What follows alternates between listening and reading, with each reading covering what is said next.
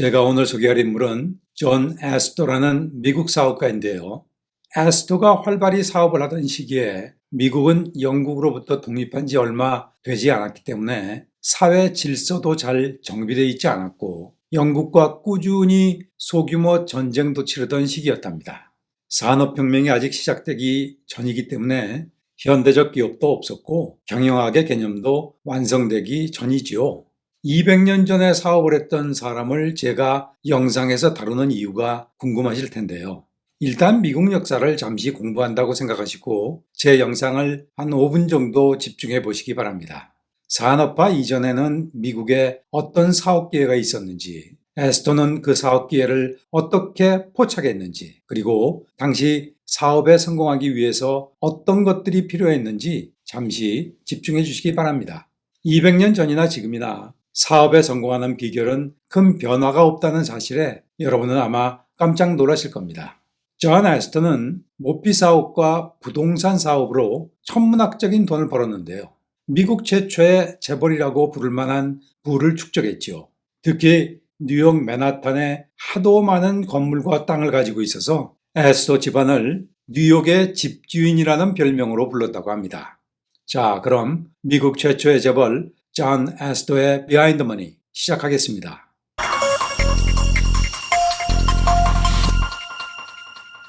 존 애스토는 1763년 독일의 발도르프라고 하는 도시에서 태어났는데요.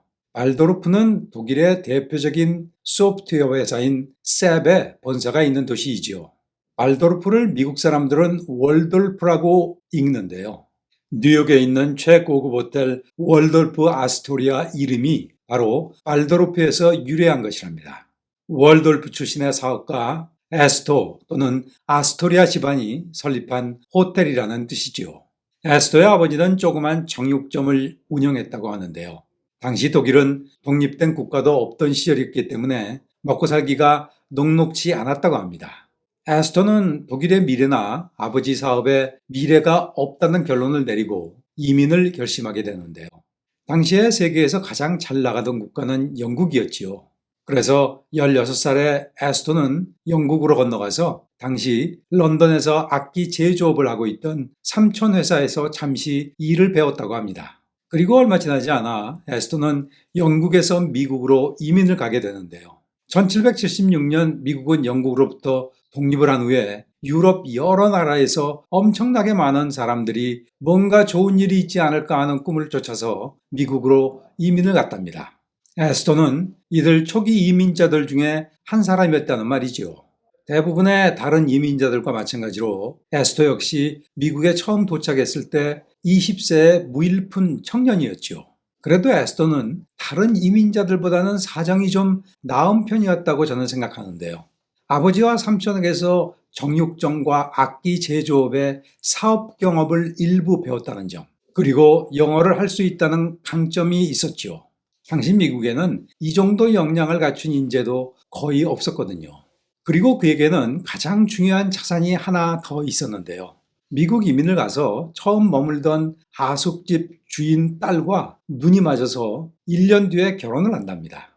애스토의 아내 사라 토드는 이후에 애스토가 사업을 성공시키는 데 있어서 매우 중요한 역할을 했는데요. 이 시절은 가족 기업이 대세이던 시대였기 때문에 유능하고 믿을 만한 가족 구성원이 사업의 가장 중요한 자산이었답니다.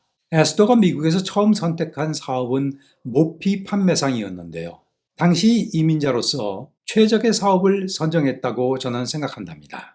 당시 유럽에서는 비버나 수달 가죽으로 만든 모피가 인기가 많았고 미국과 카나다가 이들 모피의 최대 공급처였다고 합니다. 당시 북미에서 유럽으로 수출되는 최대 품목이 바로 모피였지요. 모피는 수요에 있어서 전혀 문제가 없는 제품이었다는 말이지요. 하지만 문제는 공급이었는데요. 당시 모피 판매는 매우 위험한 사업이었다고 합니다. 모피 가죽은 주로 북미 원주민 인디안들이 공급했는데요. 인디안은 험준하고 외딴 지역에서 거주하고 있었고 그 시절 교통 인프라는 전혀 없던 시절이었죠. 인디안들이 원하는 총이나 철기 생활용품을 가득 채운 30kg에 달하는 보찜을 지고 인디안을 직접 만나서 모피와 물물 교환을 하는 거래였답니다. 거래를 한번 마치는데 몇 달이 걸리기도 했죠. 혹독한 기후나 야생동물 그리고 인디안에게 목숨을 잇는 경우도 허다했다고 합니다. 아무나 할 수 있는 사업이 아니었지요.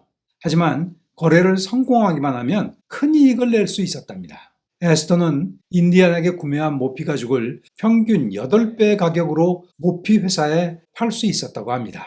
고위험 고수익 사업이란 말이죠. 인디안에게서 구매한 모피 가죽은 동부 대도시에 있는 모피 회사에게 가죽 그대로 다시 판매했는데요. 이들 모피 회사는 에스더 같은 보부상으로부터 모피 가죽을 사서 가죽 가공을 거쳐 의복이나 모자를 만들고 자신이 소유한 선박을 이용해서 유럽에 판매했는데요. 이들은 북아메리카 특정 지역의 모피 거래 독점권을 영국 왕실로부터 오래전부터 부여받은 회사였는데요. 허드슨 베이 컴퍼니 같은 회사가 당시에 대표적인 모피 회사였다고 합니다. 이 회사는 업종을 바꾸기는 했지만 카나다에 지금도 존재하는 회사랍니다. 탁월한 사업성과 야심을 겸비한 에스더는 얼마 지나지 않아서 자신의 모피 회사를 설립했고 모피 거래, 가공, 의복 제작, 선박 운송에 이르는 수직 계열화를 완성한답니다. 앞서 언급했던 에스더의 부인 사라 토드가 이 시절에 중요한 역할을 했지요. 역사학자에 따르면 사라 토드는 당시 모피 품질을 감정하는 일에 있어서 미국 최고의 권위를 갖고 있었다고 합니다. 또한 에스더가 사업의 성격상 출장이 워낙 잦았는데 에스더가 출장을 가면 사라 토드가 에스더를 대신해서 회사를 잘 관리했다고 합니다. 19세기 초반 에스더의 모피 회사는 결국 미국 내에서 가장 큰 회사로 성장하게 되죠. 이 과정에서 허드슨 베이 컴퍼니와 같은 유럽과 오랜 거래를 해오던 모피 회사들과 충돌을 하게 되는데요. 이를 극복하기 위해서 에스더는 중국과의 모피 무역을 개척했다고 합니다. 이 시절에 미국은 중국 무역에서 채산성을 맞추기가 쉽지 않았다고 하는데요. 파나마 운하가 개통되기 전이라 미국 동부에서 남미 끝인 케이프 혼을 지나서 태평양을 건너야 하는 항로에 문제가 있었고요. 또 하나 그동안 미국 정부는 중국으로부터 향료, 차, 실크, 자기 등을 수입했는데 수출할 물품이 없어 무역 적자가 심각했다고 합니다. 여러분, 이와 비슷한 문제가 있었던 영국이 아편 전쟁을 일으켜서 수많은 중국 사람들을 아편 중독자로 만든 것 아시죠? 에스더는 이 문제를 모피 수출로 풀어낸 것입니다. 두 마리 토끼를 잡은 것이죠. 하지만 모피 무역과 같이 천연 자원을 이용하는 산업이 갖는 결정적인 문제가 있었는데요. 수요가 늘어도 공급을 쉽게 늘리기 어렵다는 점이 바로 그것이죠. 쉽게 잡을 수 있는 비버나 수달이 점점 고갈되기 시작한 것인데요. 로키 산맥 더 깊숙한 곳에 들어가지 않으면 더 이상 모피 가죽을 얻기가 어려워지면서 모피 가죽의 가격, 즉 원가가 올라가게 된 것이죠. 또 다른 문제가 갑작스러운 패션의 변화인데요. 예컨대 그렇게 인기가 많았던 비보 모자를 어느 날 갑자기 쓰지 않기 시작하는 경우가 그런 예지요. 에스더는 이미 미국 최고 부자 중 한 사람이 되었지만 자신의 재산을 보다 안정적으로 지켜낼 수 있는 새로운 사업을 모색하기 시작했는데요. 에스더는 유럽과의 대서양 무역을 빈번히 하면서 뉴욕 맨하탄의 잠재력에 주목하게 된답니다. 그는 허드슨강 하류에 위치한 맨하탄 주변은 수심이 깊어서 미국 동부 항구로 최적이라는 결론을 내렸는데요. 특히 1825년 이리 운하가 개통되면서 오데호로부터 허드슨강을 지나서 대서양 무역을 육로를 거치지 않고 바로 할 수 있게 되었다는 점도 맨하탄이 갖는 매력이었죠. 에스더는 돈의 흐름에 대한 상당한 통찰력을 갖고 있었던 것 같습니다. 지금의 뉴욕시는 세계에서 가장 땅값이 비싼 지역이지만 19세기 초반만 해도 뉴욕시는 맨하탄 일부 지역에만 사람들이 살고 있던 진흙투성이의 땅이었다고 합니다.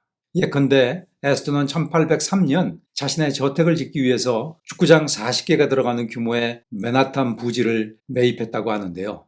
망해가는 위스키 공장으로부터 헐값에 구매했다고 하더군요. 바로 이곳이 지금의 타임스퀘어가 위치한 곳이랍니다. 에스더가 뉴욕시에서 처음 부동산을 구매하기 시작한 것이 1799년부터인데요. 모피 무역에서 완전히 손을 띈 것이 1834년이랍니다. 상당히 오랜 기간 동안 모피 무역에서 번 돈을 부동산에 투자하면서 천천히 사업 전환을 완료했다는 말이지요. 저는 바로 이 점을 에스토의 최대 업적이라고 생각하고 우리가 에스토 사례에서 배울 수 있는 가장 중요한 교훈이라고 생각합니다. 경영자는 사업 환경 변화에 유연하게 대응해야 한다는 사실을 에스토는 우리에게 보여준 것이지요. 필요하다면 자신이 가장 잘 하고 있는 사업도 버릴 수 있어야 한다는 것입니다. 자신이 올바른 사업을 하고 있는지 끊임없이 자문해 봐야 합니다. 1848년 에스토가 세상을 떠날 때 남긴 재산은 2천만 달러 정도였다고 하는데요. 좀 금액이 적다고 생각하실 수 있죠. 하지만 이 금액은 당시 미국 연간 GDP의 0.9%에 해당하는 금액이라고 하네요. 지금으로 하면 일론 머스크나 제프리 베소스 정도의 부자인 겁니다. 재벌이라 불릴 만한 부자가 미국 최초로 탄생한 것이죠. 200년 전 사업가이지만 우리는 지금도 에스토가 남긴 역사적 유산을 확인할 수 있답니다. 미국의 유명한 빌딩이나 지명 이름, 거리 이름, 도시 이름이 에스토 또는 아스토리아라고 불리는 곳이 수십 개나 된다고 합니다. 맨하탄에는 특히 많지요. 그중 아마도 가장 유명한 것이 월돌프 아스토리아 호텔일 겁니다. 존 에스토의 성공으로 에스토 집안은 5대에 걸쳐서 미국 사회에 큰 영향을 미친 집안이 되는데요. 제 개인적인 평가이긴 하지만 오늘 소개한 존 에스토가 90%의 일은 했고 나머지 10%는 그의 둘째 아들이 이룬 것이라고 저는 생각하는데요. 3대째부터는 사업 역량을 통해서 집안에 불을 들린 인물은 거의 없답니다. 물론 자선사업과 같은 좋은 일들을 한 인물도 일부 있지요. 하지만 대부분 후손들은 선대가 이룬 부와 명예로 인생을 즐기다 간 사람들이지요. 3대 이후의 에스토 집안 사람들은 드라마나 영화 소재로 많이 거론되는데요. 예를 들어서 타이타닉호에 탑승한 사람들 중에 제일 부자였던 사람이 에스토 집안 사람이라고 하더군요. 오늘 영상은 이만 마치겠습니다.